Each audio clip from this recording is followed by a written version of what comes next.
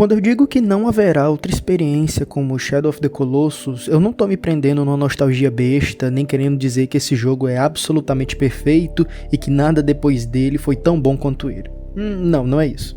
Shadow é muito bom, assim como milhares de outros jogos que vieram antes e que vieram depois, que são tão bons quanto ele, claro. Na verdade, quando eu digo que nunca teremos outra experiência como essa, eu tô mais falando sobre Shadow ter sido concebido numa época da humanidade que simplesmente não existe mais. Numa lógica de pensamento que hoje, a cada dia mais e mais, deixa de existir. Bom, se você mora num abacaxi e não sabe do que tô falando, aqui vai o nosso momento de contextualização rapidinho. Cuida! Shadow of the Colossus é um jogo japonês dirigido por Fumito Ueda, lançado em 2005 para o PlayStation 2. Mais de 20 anos atrás, a gente tá ficando velho, pelo amor de Deus. No jogo nós controlamos o Vander, um rapaz ruivo que chega a cavalo numa terra distante, conhecida como Forbidden Lands, Terras Proibidas. É um lugar gigante, lindo, com desertos, florestas, praias e muita natureza. E algumas estruturas que parecem ser de civilizações antigas, que há muito tempo não habitam mais esse lugar. Nós temos vida animal, alguns peixes, alguns pássaros e para por aí. O Vander carrega em seu cavalo uma mocinha chamada Mono, que está desacordada. Ele chega numa espécie de templo gigantesco, põe Mono em um altar e uma voz que vem do teto fala com o Vander, dizendo basicamente que se ele cumprir uma determinada missão, a garota poderá acordar de seu sono. E a missão do rapaz é matar 16 colossos. Colossos são criaturas geralmente gigantes que habitam essas terras proibidas. Alguns desses são agressivos, outros estão apenas vagando por aí e só nos atacam se forem atacados primeiro, e outros sequer se defendem. Existem 16, como falei, e o jogo consiste basicamente em nós, controlando o Vander, indo atrás desses seres quase mitológicos e matando eles um por um, a fim de cumprir o nosso objetivo de ressuscitar a mocinha. Resumo dito, vamos para o que interessa. Suponha que você nunca jogou esse jogo, não sabe nada sobre ele e vai experienciar pela primeira vez, apenas aproveitando o jogo, sem ver vídeos externos ou explicações assim fora da obra. Durante a jornada, você não sabe exatamente o que são ou o que representam esses seres que estamos derrotando. Você não sabe que lugar é esse onde o jogo se passa e até certo ponto não sabe por que é um lugar proibido. Você não sabe quem é a voz que te guia, nem como essa voz tem o poder de salvar a garota. Seu personagem usa uma espada especial para derrotar os colossos, uma espada que brilha no sol. Você não sabe por que ela é especial, nem o porquê dela ter esses poderes. O cenário é envolto, como falei, por lugares que parecem ser de civilizações antigas e você não sabe também por que é assim ou quem morava ali antes. Você não sabe quem é essa mocinha que você está tentando salvar. É sua namorada? É um irmão, uma amiga, uma parente? É o quê? Não sabemos. Você não sabe. Algumas dessas perguntas vão ficando claras no decorrer do jogo, mas eu acho que consegui passar a ideia central aqui, que é o mistério, a dúvida, a incerteza, os questionamentos. Muitos desses questionamentos, inclusive, são interpretativos. Cada pessoa pode ter sua própria análise e chegar às suas próprias respostas. Ou, por que não, nenhuma resposta. E acredite, esse é o charme desse jogo. É exatamente por isso que esse jogo se tornou tão relevante no decorrer desses 20 anos. Se você não manja de Shadow of the Colossus, talvez você não entenda a dimensão do que eu tô falando, mas acredite, quando eu digo que esse jogo era e é extremamente famoso e bem conceituado, e muito desse sucesso se deu não apenas pelo jogo ser bom e divertido, mas principalmente por conta de todo esse mistério que envolve a trama, os cenários e as coisas que cercam e que fazem parte da nossa aventura, e principalmente da narrativa na qual estamos envolvidos. Anos atrás, havia dezenas e dezenas de vídeos na internet comentando os segredos desse jogo, suas mitologias, suas simbologias e seus mistérios, e esses vídeos eram extremamente famosos e engajavam muito os fãs. Havia uma enorme cultura do mistério em torno desse jogo, uma construção montada muito por parte de fãs curiosos e interessados em desvendar as ideias e tudo que estava por trás da trama. Nesse ano de 2025, eu peguei para jogar Shadow novamente, mais de 10 anos depois da primeira vez que eu joguei, e toda essa explosão de ideias que eu acabei de descrever aqui foram fruto de um sentimento que me veio no peito enquanto eu jogava isso, e da forma como as coisas mudaram. Sendo direto e simplista, eu quero dizer que Shadow of the Colossus é o retrato de uma época, de um estilo de arte que a cada dia que passa deixa de existir.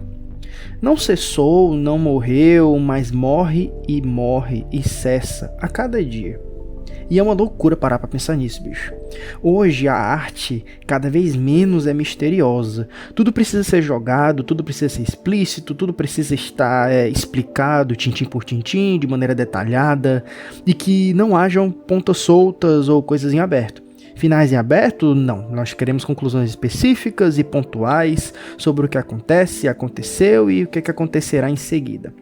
O mistério já não basta, pelo menos não o mistério que permanece misterioso. O segredo agora só dá tesão se houver a certeza da sua quebra no decorrer da obra.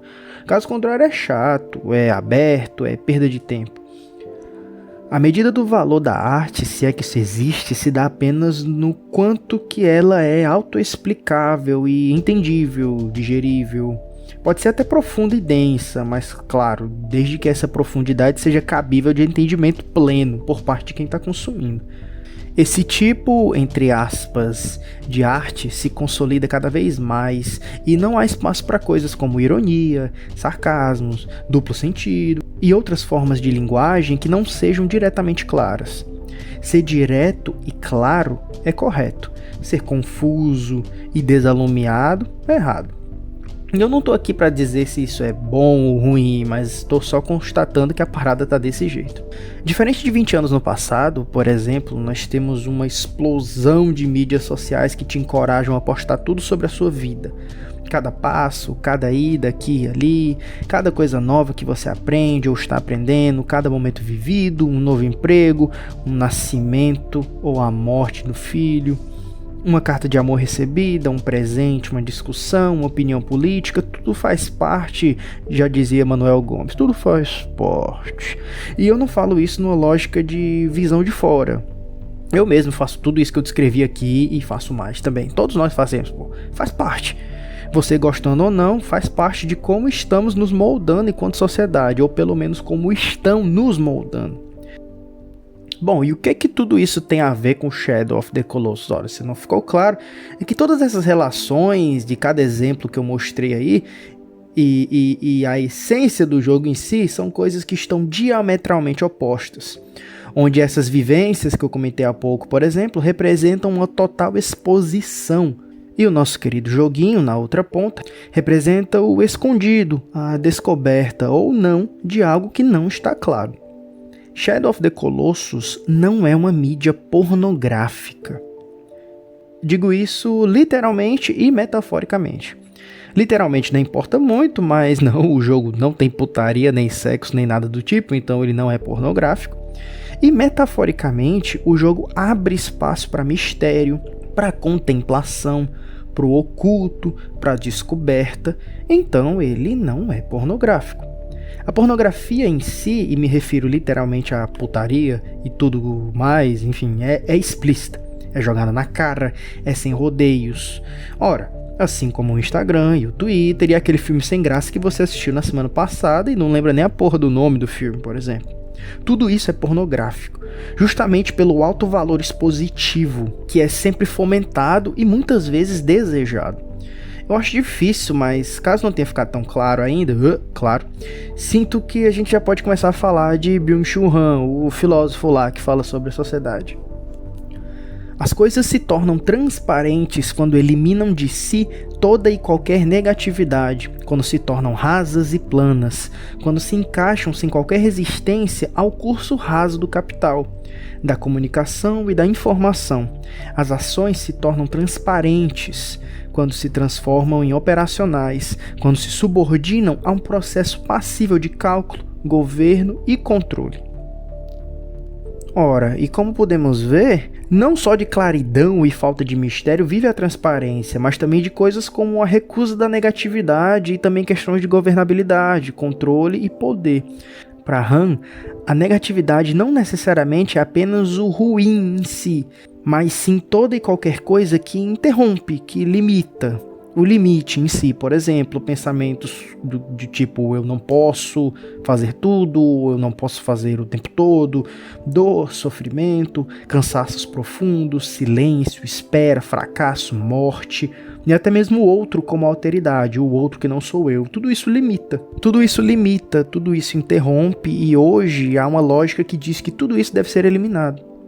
É daí, por exemplo, que vemos coisas zoadas, tipo positividade tóxica, cultura da superprodutividade, entregas, deadlines e várias palavras merda para descrever um monte de coisa que tentam te convencer de que não é merda. Tudo isso é pornográfico. E claro, também tem a esfera política. Ações operacionais, como postar tudo o que acontece na sua vida, são extremamente positivas para o bolso de meio dono de Big Tech que enriquece às custas de um adoecimento absurdo de milhões de pessoas ao redor do mundo todo. Somos uma geração que quer aparecer, isso é fato. Tanto que a comunicação visual da nossa e-contemporaneidade acontece como um tipo de contágio visceral, uma abreação ou reflexo narcísico, esgotado de qualquer reflexão estética. Esse fenômeno global de estetização, no final das contas, surge essencialmente como um valor anestésico para lidar com esse presente que asfixia o futuro para mudar o passado. São algoritmos para dançar, que são as nossas trends, vídeos virais e influências repentinos, senão uma grande coação dessa sociedade da transparência que grita para ser vista. Todo esse amontoado de imagens e autopromoção alimentam o contágio desse imperativo da transparência. Han nos diz que no século XVIII o mundo era concebido como um teatro mundi, onde o espaço público se assemelhava a um palco. Nesse contexto, a distância cênica impedia o contato direto entre corpos e almas. Na modernidade, porém, a distância teatral foi gradualmente abandonada em favor dessa reinvenção da intimidade. O autor desse artigo de opinião para o site JUP expressa exatamente o que o filósofo conversa em seus textos. A transparência, inclusive, deixa de ser uma escolha e passa a ser uma forma de coerção. Recentemente eu vi um meme que dizia algo do tipo, é uma merda viver num mundo em que muitas vezes para trabalhar eu preciso estar me expondo no Instagram, enfim, ou algo assim. É o exemplo descarado de que, justamente, as máscaras caem e muitas vezes somos forçados a entrar nessa ciranda de exposição. É inescapável, praticamente, seja você de se expor ou principalmente você de ter algum tipo de acesso à exposição do outro. E como falei, é claro, tudo isso também se aplica à arte, aos filmes, enfim, às séries que assistimos. Tudo é feito igual, de forma mecânica e operacional, como disse o Han. Tudo é essencialmente simples, tudo é uma imitação de uma fórmula de sucesso sem graça e ruim, estilo Netflix, ou uma lógica de nostalgia barata, igual os filmes idiotas da Marvel. Não tem espaço para ousadia e quando há, é uma ousadia contida e simplista. Recentemente eu vi um post, que se eu não me engano era o Francis Ford Coppola, respondendo um comentário de um internauta no Instagram sobre o seu mais novo filme, o Megalópolis, né? A pessoa disse algo bem besta, tipo, por que você não faz um filme normal, tipo Batman, ou Homem-Aranha, ou Star Wars, algo assim. E a resposta do Coppola foi basicamente isso. Essas histórias que você mencionou, elas já existem. Você não quer ver algo novo? E eu achei simplesmente genial. Eu nem assisti esse filme, dizem que é muito ruim, mas eu daria 3 estrelas só por supostamente o diretor ter ao menos tentado fazer algo diferente. Pra mim isso é tudo, bicho. Abrace o que é diferente. Mas isso não é o ideal, pelo menos não hoje em dia. Mas talvez 20 anos atrás...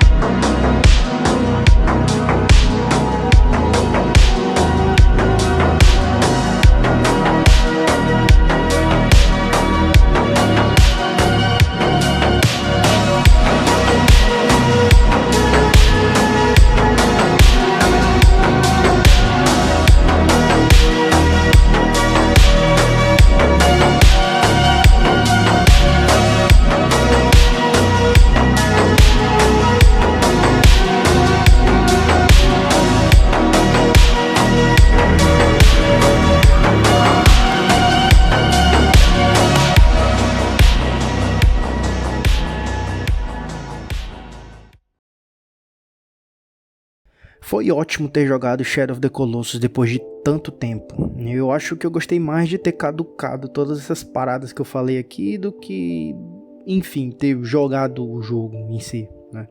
Eu sinto que não teremos outro jogo como esse, ou pelo menos teremos poucos. O mistério é incrível e é quase um personagem que nos acompanha enquanto desvendamos as respostas. Ou não, enfim, tem coisa nesse jogo que até hoje eu não entendi. E eu não tô nem aí pra isso também. Só a máquina é transparente. A espontaneidade, a capacidade de fazer acontecer e a liberdade que perfazem como tal a vida não admitem transparência.